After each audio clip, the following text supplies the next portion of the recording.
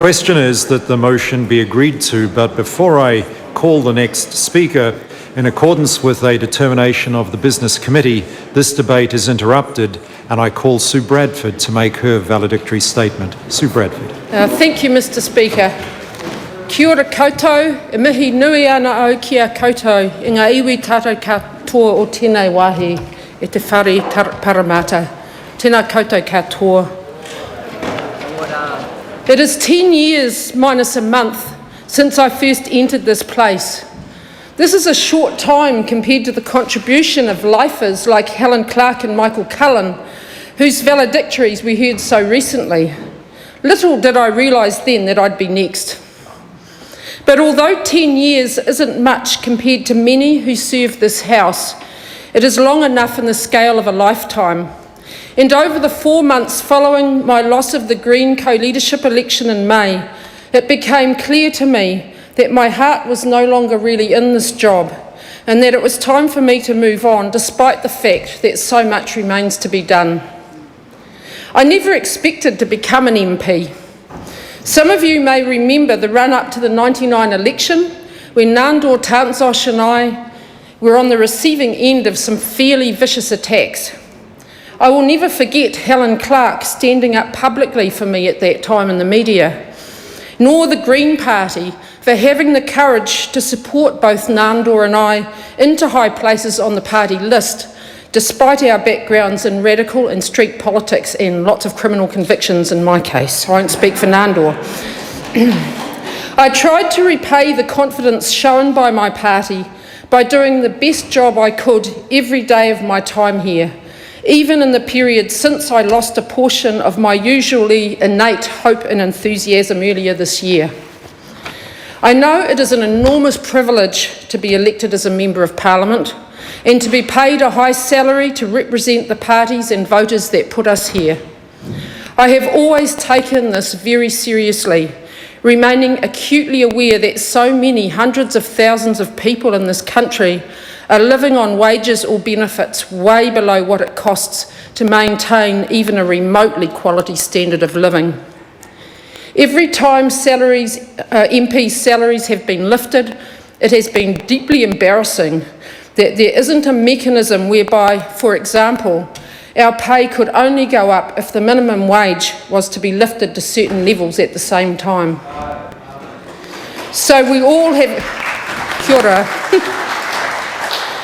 So we all have an obligation in this House to do the job we can, and I think most of us here take that pretty seriously, no matter which party we're from.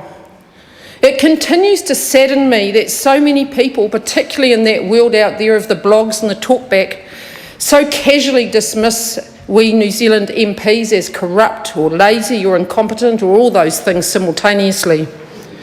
While there are, of course, and have been a few exceptions, and I've noted a few in my time here, I believe most MPs do put their heart into the job to the best of their ability. And those citizens who so easily condemn us would do well, I think, to contemplate what it would be like if we didn't have a parliamentary democracy in this country and were subject to governance through the machete and the gun, as sadly happens still in so many other parts of the world. What we hold here is very precious. In the last few weeks, people have kept asking me what I think I've achieved in this place. Well, I think it is far more appropriate for others to pass judgment on this. I will just make a few comments. First, I think that there is no question that my members' bill amending Section 59 of the Crimes Act and removing the defence of reasonable force for the purpose of correction is the most significant thing that I have been able to accomplish here, and will be...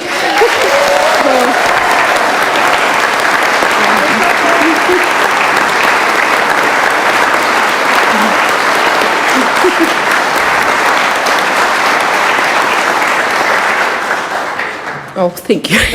And it will be what I go down in history for, whether I like it or not. I am deeply grateful that with huge support from NGOs outside Parliament and from 112 MPs inside, we were in 2007 able to pass a law that now means children are entitled to the same legal protection as we adults enjoy. I also commend John Key and the National Party for sticking to your principles on this in the face of huge pressure from the proponents of the recent referendum, the results of which were deeply flawed as a result of the confused proposition on which it was based. I do realise that the Section 59 controversy is an issue that hasn't gone away. The debate is not over, and many New Zealanders continue to believe, sadly, that a parent's right to physically discipline their children supersedes a child's right to grow up free from violence.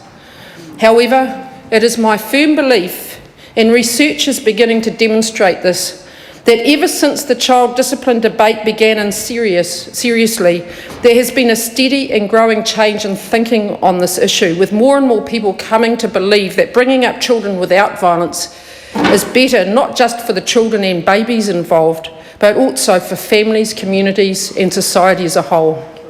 One day, I do believe that people will look back and wonder why on earth our country tore itself apart over whether there should be a legal defence for assaulting children or not. Meanwhile, there is a job for all of us to do in working for a society in which all children and young people are worthy of being treated with innate respect rather than as the property of their parents. Last week I was in a car park building in Auckland when a young woman approached me tentatively in that way that most of you will know when strangers come up to you and they're not quite sure about who you are or whether they want to talk to you. And she said, "Oh, you're that lady." And I stopped expecting her to say something positive or negative about Section 59. And then she went on, "Oh, you're that lady who got us proper wages. I took my school out on the demo that we had in support of your bill." That was a lovely moment to know that for some people that is what I'll be remembered for. I sincerely hope that no government will in future turn back the clock on the youth minimum wage. I also welcome the support that came from every single party in this House for my members' bill extending the time some mothers can keep their babies with them in prison. I hope that this small but significant reform will help underpin further much-needed changes in the way we deal with mothers and women and children who are caught up in the prison system.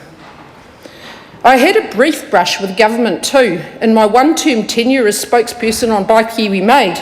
Jeanette Fitzsimons and I shared the unique constitutional innovation of being government spokespeople under the last government.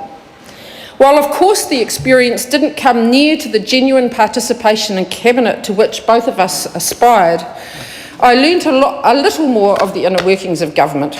I perhaps won't go into that here. And was honoured to do what I could to help nurture New Zealand manufacturing, a sector of our economy that deserves a lot more recognition and support than it often gets. But finally, I think that the achievement that counts most to me is that from the perspective of my own personal and political core values and those of the Green Party, I have never sold out. Before I went to Parliament, I talked with a number of close friends and colleagues and asked them to let me know right away if they ever saw me forgetting where I came from or whose side I was on. They promised to let me know if I deviated. And if that ever happened, I knew I would either have to change my position or leave. Happily, neither Parliament nor the Green Party has ever put me in the position of having to make that kind of choice. I will now return to the Parliament of the streets and leave behind me 9 colleagues to carry forward our collective kaupapa as strongly and clearly as I have always endeavoured to do. Kia ora. The moment has come when I must make a few acknowledgements, with apologies to the many people who I won't be able to mention due to lack of time. First and foremost, I should like to pay tribute to Jeanette Fitzsimons and the late Rod Donald for their inspirational leadership of our first generation of Green MPs and for their personal support for me, especially in those early years before there was much acceptance of the fact that I might be actually up to this job. I should also like to thank all my fellow Green MPs over the years and Green Party members for your support and friendship and for the fact that I think we were the first political party in Parliament ever to send MPs to officially take part in demonstrations overseas when Nanda and I represented you at the WEF actions in Melbourne in 2000. I would also like to thank former Speaker Jonathan Hunt for his kindly mentoring role that he took with me in my early years here, and also to acknowledge not only Jonathan, but also Dr. Paul Hutchison and David Parker for the friendships that we formed on that rather memorable speakers tour. That's other stories I won't tell here. Looking up at the gallery today, I am touched by how many of you are here from various community, church and union organisations with whom I have worked in the last 10 years. I would have achieved nothing in this place without the close working relationships I've had with you and with other key people and sector groups across all my multifarious portfolios. From the beneficiary advocacy groups, I should particularly like to thank people like Kay Brereton, Tony McGurk, Quentin Jukes, Graham Howell and Paul Blair for the way in which you have kept in touch with me, supported and advised me on how best to take the struggle for jobs and a living wage forward in this place of power. To the NGO representatives involved in the huge task of amending Section 59 of the Crimes Act, can I particularly acknowledge today Beth Wood, Mike Coleman, Ian Hassel, Deborah Morris-Travers, Robert Ludbrook, Sonia Hogan, Murray Edridge, and so many more of you. The reasonable force defence was only removed because of your hard work and commitment over many years. The children of our country thank all of you. I should also like to acknowledge all my union friends, including the late Lucy Highfield, for your support and encouragement in our collective endeavours to defend and improve wages and conditions for the working people of this country. From the racing portfolio, and I don't even know how many of you knew I had the racing portfolio, I would just like to make a special mention of Dr. Murray Blue from Taranaki, the Stratford Racing Club, who has always stood ready to assist with sound advice and a deep commitment to the welfare and well-being of the small clubs who make up the backbone of racing in the industry's neglected heartlands. I would also like to acknowledge the many friends I've made across this house, and again I can't mention all of you, from people like Catherine Rich, Chester Burrows and Simon Power and National, who became unusual allies at times, Chester?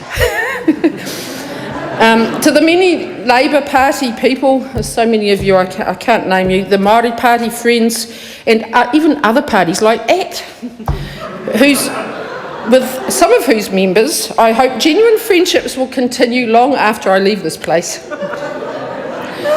I must take a moment to also mention the amazing staff who work to support us in our jobs here, from all the executive assistants who have worked with me over the years, the out of Parliament staff in Auckland and the Wellington-based Green staff here in the office, through to the PCO staff, Select Committee officials, security guards and messengers, library staff and so many others without whom none of our work would get done. Finally, I'll take a moment to return to politics. There is a Leonard Cohen song many of you will know, being of my generation, which starts, "They sentenced me to 20 years of boredom for trying to change the system from within." That song has been a bit of a theme for me in the last 10 years, but I have to say the 10 years that I've spent in the maw of the system have not been at all boring. However, I am really looking forward to returning to politics on the outside. We are living in a time of economic and environmental crisis. There appears to be no real willingness from either Labour or National-led governments to take real leadership on issues like dealing with the impacts of climate change or on seriously reducing the deepening gap between rich and poor. Until we are prepared to take a long, hard look at our economic system, how it works, and in whose interests it operates, we are all on a hiding to nowhere. Capitalism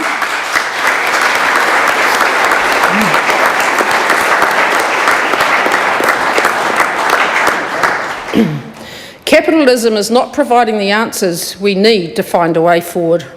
And some of us at least must be brave enough to seek out viable, democratic and peaceful alternatives. People elected to Parliament are expected to lead, but doing the same things over and over again that don't work isn't leading. Unless we are willing to challenge the status quo, to examine power relationships and inequality, and to do something about addressing core issues, nothing will change for the better for those who have least, or for the natural world our species is so bent on destroying. There will be no safe and secure future as long as we have a system which supports and encourages inequality rather than being as serious about addressing the causes of poverty. Anyone who thinks we are not heading for an economic crash, I think, is quite deluded. We got a big warning, pretended for a moment we were going to deal with it, then kept doing the same things all over again, believing in the meanwhile all that nonsense about green shoots. If people in communities, learning institutions, marae and workplaces around the country want things to change structurally for the better, we are going to need to be committed to working for change ourselves without expecting politicians to do it for us or to come up with all the answers. Chances are politicians won't take the leadership needed, not unless they are really pressed. I'm going back out into the world, determined to contribute what I can to raising people's awareness of the power we hold in our hands if we really do want to change the world, and to help as best I can with the never-ending task of working to help to make our country a better place for all of us to live, not just some of us. Once again, I thank all my family, my friends, my colleagues and my comrades for your love and support over the last 10 years. And I look forward to continuing our collective mahi in the days, months and years ahead. Kia ora koutou.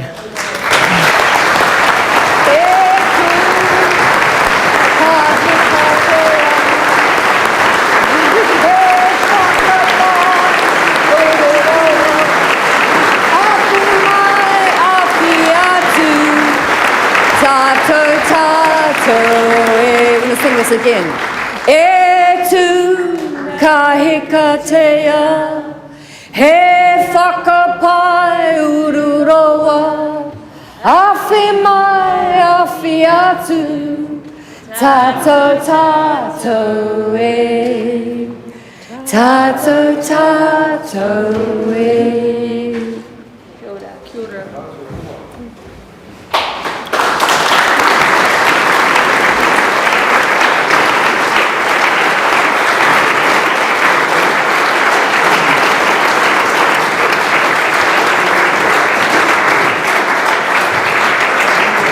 The Honourable Jerry Brownlee.